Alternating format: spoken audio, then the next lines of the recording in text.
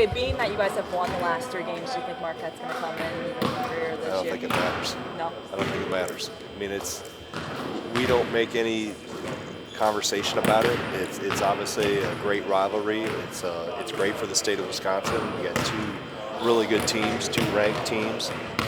I think it's just awesome for the state. You got 2 in-state coaches that were born and raised here.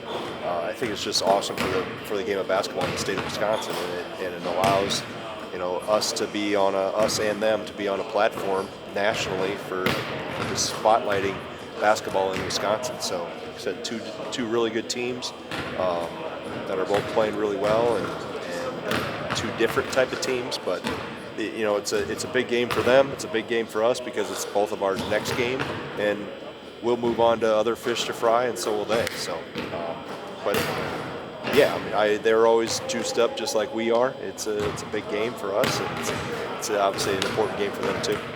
What do you like that Iowa State did against them?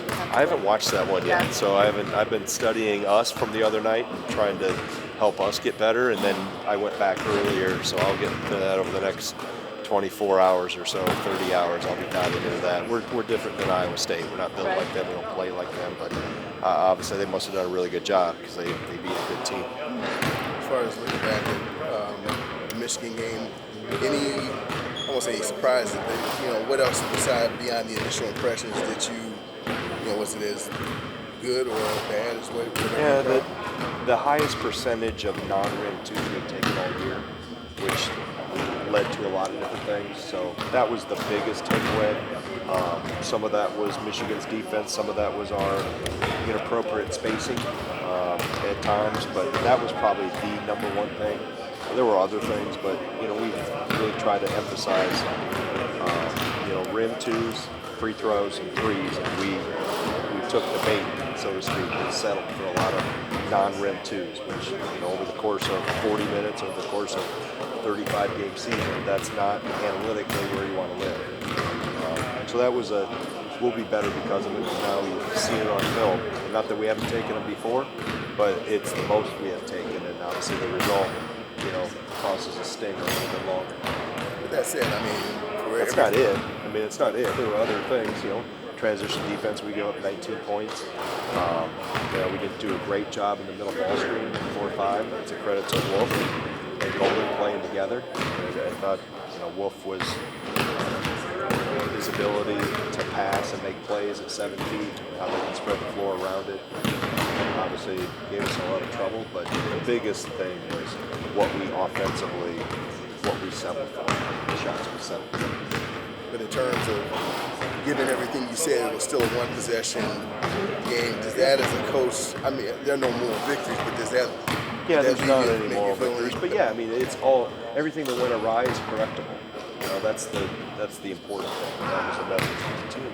This isn't the first time we've talked about non-rim twos, and I think we've dove deeper into the analytics of it. Now we're able to show numbers, the math of it, and the actual live footage of it, and I think help our players get better at understanding the importance of why we're trying to do what we're trying to do. So there were some good things. Obviously, they're a good team, and you're not in a 1-possession game, but there were some things defensively, but offensively, you've got to score more than 0.94 points per possession. A large part of it was the shot selection. What stands out about Cam Jones? I know you've played him a few years now. Yeah. Are there any other players? Just really mature. I mean, really just doesn't get sped up. Doesn't try to go too fast. Doesn't try to go too slow. Just really has a very mature game about him. His assist numbers are through the roof. 60 to 14.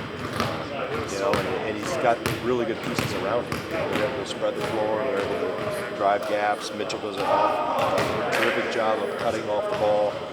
Gold has helped spread the floor for him. Choplin's helped spread the floor for him. So, and I know Ross and some of the other guard play, have helped him. But he's one of the better point guards in the country, and his numbers show that out. You just watch how he controls the game.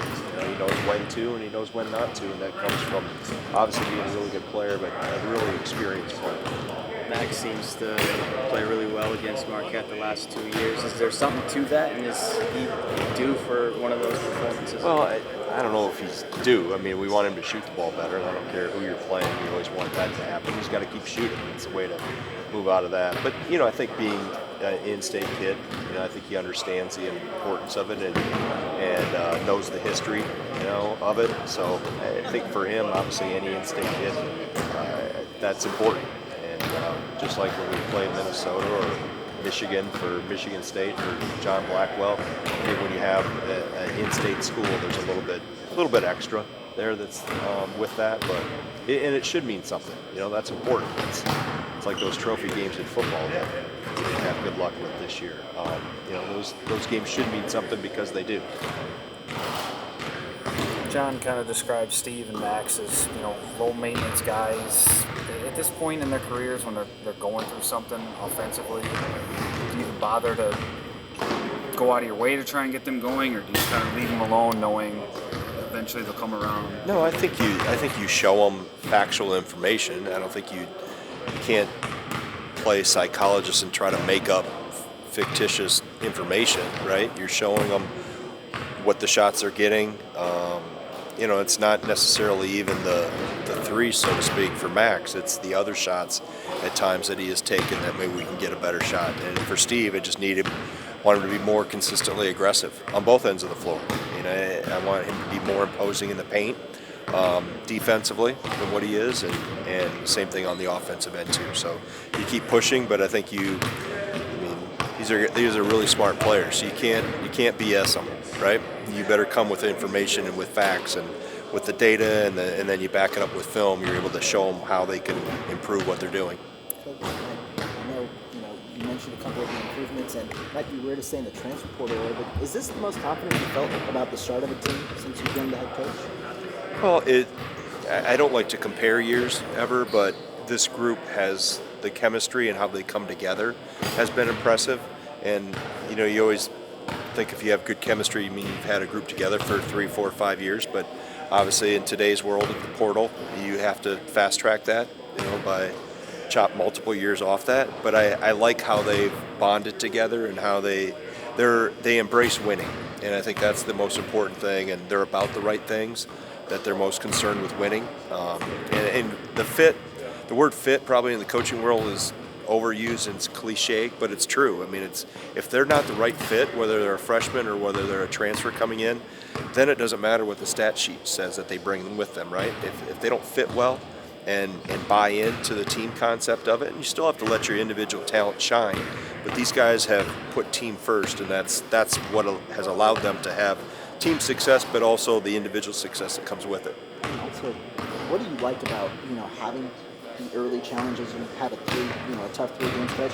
What does that kind of provide for your team as you kind of maybe get into the later? It forces you to get better, just like Michigan did, and just like Arizona did, and Central Florida and Pitt, and those when you face some adversity and you face tough challenges and teams play you different ways, and coaches are studying film just like we do, so they're going to try to find ways to attack us. Now we have to, we got to be playing chess while they're playing checkers. We have to improve and tweak some things and get better at different areas. But that's the challenges you go through, and that's the only way to get that out and to push forward is to play really good competition and have some adversity. You don't grow if you have smooth, right? Smooth water doesn't make a skillful sailor, right? You hear that one before? So we've had a look, it's good for some rough water. It's okay. We'll be okay. If you could point out a few things, what's it going to take, do you think, on Saturday for your team to come out on top? Well, you got to take care of the ball. Obviously, they're leading the nation in steals and turnovers for us, so you got to try to make sure you're getting good shots each time down, not allow them to get in transition because they're really good in it. And obviously, you've got to make shots. That's the obvious. I think they have so many weapons they can come at you with, and they come at you with a thrust, so you have to make sure you're good shots, take care of the ball, get your defense as much as possible, rebounding, not extra possessions, because they're not super big, but they're really active, and they're really aggressive on the glass. So there's nothing probably different than we emphasize any other game, so to speak, but their ability to change defenses, they'll show some pressure, and then they'll going to go back to a little bit of zone, a little bit of man, trap you in different ways and mix it up. So you have to be really intelligent. Ball toughness is important. You have to be strong with the ball, but making good decisions and trying to get the best shot we can each time down.